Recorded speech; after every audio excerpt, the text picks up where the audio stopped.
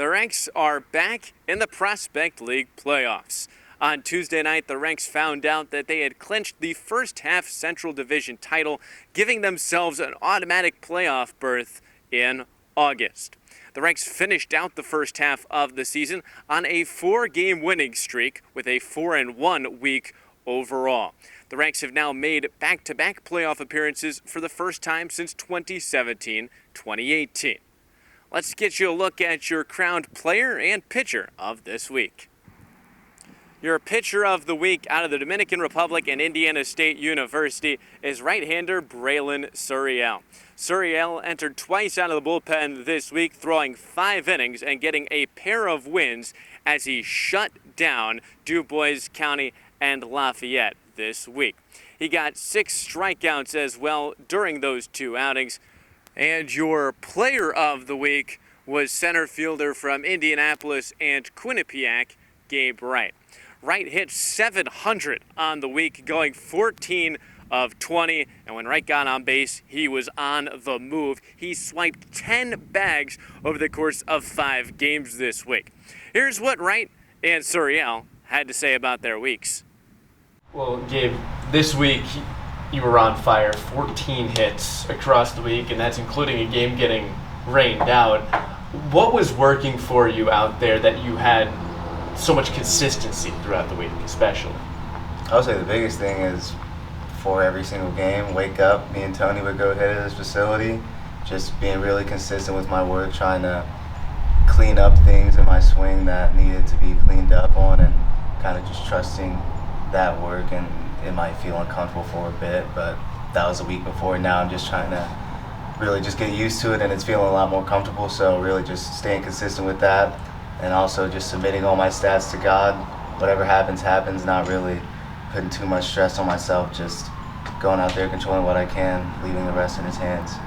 Last year you led the league with 9 homers. Right now you're hitting over 300. You haven't really seen that power uptick to where it was last year. Is there anything different that's led to this higher contact but maybe a little bit less power output so far?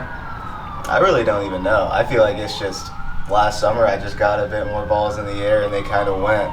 I mean, home runs aren't really my game. I have some juice in there, but I'm not the type of player who's going to just be swinging for the fences all the time. And what I'm doing right now, I take that 100%, 100 times out of 100 over what I did last year.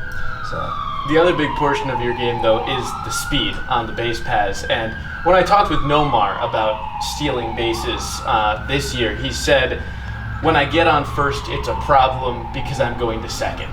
And that really applies to you, it feels like, as well. 1 pitch, 2 pitch, you're gone pretty much. I mean, how much do you enjoy being able to have that hyper-aggressive freedom out on the bases? Oh, a lot. I mean, as soon as I get on base, single, walk, whatever it is, I kind of feel like there's nobody in the league who can throw me out. I'm going to get thrown out at times, but that's not going to, diminish my confidence with it. My mindset on there is just to get out of there when I get on first base. And once I get in a scoring position, got Polanco right behind me. There's really no need for me to steal third, depending on the situation. He's been really good with hitting me in a lot of RBIs, and I feel like our lineup is good with that. Whoever's hitting behind me, if I get on, I don't need to do too much. As soon as I get on second, I'm in scoring position. They'll hit me in. So last year when I talked with you about the speed and the aggressiveness on the bases, I want to see you use the word chaos out there, trying to force the defense into rushing plays, making mistakes, stuff like that. And we've seen it again this year, a lot of steals, a lot of aggressive base running. How much of a focus has that been this year as it was last year? Honestly, the exact same. I feel like speed is a big part of my game, and I feel like if I'm not using it, then not only hurting myself, but I'm hurting the team. I get on base, everybody expects me to be on second. Depending on the situation, they expect me to be on third, and just use the speed that God gave me to the best of my ability. So, I mean, it's really just using the talents that I have and making the most of them. Just like Suriel, go out there, use the great arm that God gave him to throw balls right by people. So everybody has their own talents. Speed happens to be my main one, and I'm just trying to use it. When I've talked with other guys who've returned to this team, everyone uses some version of the word family to describe how this team has really come together very quickly. For you, how would you describe what this group has been like through the first month, and maybe elaborate on the idea of family amongst this team? I think family is a good word. You could also use brotherhood. I mean, even last year, I remember a lot of people saying that it felt like the first week that we were already at the halfway point with just the way that everybody meshed, and then having practically 75% of last year's team coming back this year just kind of helped keep that culture alive. Everybody already knew each other. We already knew the goals. We already knew what we want to do this year, especially after last year making it to the championship but coming up short. Now we know what that feels like, and we're going for it all this year. So it's just have fun with it. We all have each other's backs, and we're all playing for the same goal. And looking at the fact that the team already has clinched a playoff spot. Last year you guys just missed out in the first half, and it took to the second to last day to clinch it. How much does that maybe take a bit of a weight off, knowing that you guys have already clinched it through the first half, and you can kind of focus on other things maybe during this last month? I would say it takes a little bit of the weight off just knowing that we're in, but I mean, one of the main things that we've been harping on from the coaches to the players has just been we can't really get complacent with it. I mean, that's just playoff spot. We could go out there and lose first round and it was all for nothing. So we honestly have to step it up another notch from where we are right now and just continue to go out there, not really try to be excellent, but if the bar is set at expecting excellence, then, you know, we fall a bit short. We're still going to come out here and win a lot of games and be the best that we can be. So that's what we're trying to do every day is be excellent with it, play hard, have fun, and we'll come out on top. Thanks, Gabe. Thank you. Breyllin, just like last year, you're the closer on this team. Come in pretty much every single time. It's go time, close game, tie game, whatever it may be. I mean, how much do you enjoy pitching in those big, really high leverage moments? I enjoy this. Actually, first of all, the game. I enjoy like just being with the guys around in the dugout, even when I'm not pitching. Being around y'all guys, the managers, coaches, everyone. I love like being here with y'all. I just love this game, and I most love being in the mound in the moment that like right in the moment they need me, and I just try to give my all to the team and try to enjoy the moment, like try to live it. Well, this week you've come in two big situations, and you've had to go multiple innings. You went 3 in your first outing of the week, 2 in the second.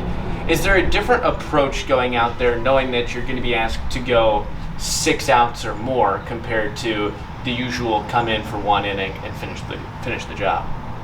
Yeah, it is actually. Being the closer, so you like your mindset is like, all right, I'm going 1 inning, save this game. But once they tell you, it's kind of the same, like the same work you're gonna do. But once they tell you like you gotta go like longer, can you give me 3-2? Your mindset gotta be different because as you're the closer, you gotta come blow it up, like you gotta bring the heat up. So you gotta bring the heat up for longer. So you get the success and the save, you get the job done, and the preparation, like working every day. That's what like get my mind and my body like ready for any situation they need me for.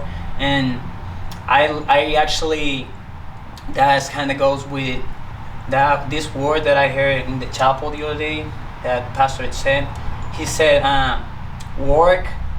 hard work beat talent when talent doesn't work.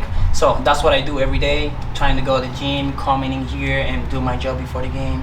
I am working hard for whatever moment they need to. When you played Lafayette in that second game, you come in, you end up giving up the run that ties the game, but then you come back out with the lead in the 9th inning and you're able to bounce back and shut it down. How do you kind of take things inning by inning to make sure that one inning where you struggle doesn't affect you in a really tight ball game like that one? I would say like coming in, don't let the game speed up. And say with the mind, like just like Gabe said, I'm the best up there, and no one can hit my fastball or my pitch, whatever I'm throwing. And if they hit it, they just get 1 base. There's 3 more to go in. You know what I mean? And that's what I like. Just try to get ahead on the count, like trying not throw like too much balls, and let my guys behind me do the job. When I talked with you earlier this week, you talked about how much you enjoyed playing here in Terre Haute in front of the fans that show up both for Indiana State and for the Rex. What is that relationship like for you between you and the people that come out to watch? It's a really good relationship. It's beautiful, like out here. When I came in the first summer here, last year. I enjoy a lot the host families. I got in love with them. Like they treat me really well. Like, and once I got a couple universities offers, and once I got like Indiana State, I said, wow, I'll get the chance to stay here in Terre Haute and keep like enjoying this crowd and my people, like my family here. They show a lot of love. Like they show me love, like during the game, and I just love that. And I stay here, and we're back in this summer enjoying this crowd. And after you finish a game, you always have that same celebration that you do coming off the mound. Where did that come from? That's from one Dominican closer. His name is Carlos Esteve. He played. He used to play for Anaheim Angels, Anaheim Angels, and he used to like every time he closes the game, he used to bring like the machete up and cut it up that rope that like the other team was trying to bring to pull the win, and he was trying to cut it. So like that's why I try to do that motion, and I've been doing that like since I closed in my school, and it's so funny. Like I just waiting for that moment since I come in, and I enjoy it a lot. Well, I asked this to Gabe, and I want to ask you this exact same question. The family aspect of this team, Gabe used brotherhood as well. What has it been like as someone who's come back from last year to be a part of this? And what is the dynamic of this group like? It's so like this I would say this is like unique. Like this family, like when I came last year, it was at the beginning no one was like knowing each other, and then we got like getting to know each other, and it was like a big family. So now I came back, and this year they giving me like the kind of the lead, one of the leaders in the guys coming to me and seeing like the love to each other and trying to give that love to them and trying to like teach them how this family actually is, to the new guys that are coming, the freshman guys and all that, and they like getting how it is and getting together in a group is amazing. Like it's something unscripted. Gracias. De nada. By clinching a playoff spot, the Rex have guaranteed there will be a playoff game here in this ballpark on August 1st. But that's still a month away. There's still plenty of baseball to be played here at Bob Warren Field before then, so come and check out this division-winning Rex ball club here at Bob Warren Field. The Rex hosts DuBois County on Tuesday and on Thursday, with Thursday being the 4th of July celebration here at the ballpark, and they host Springfield on Saturday. It's Veterans Night presented by Duke Energy. So come on out to the ballpark and catch some Rex baseball this week.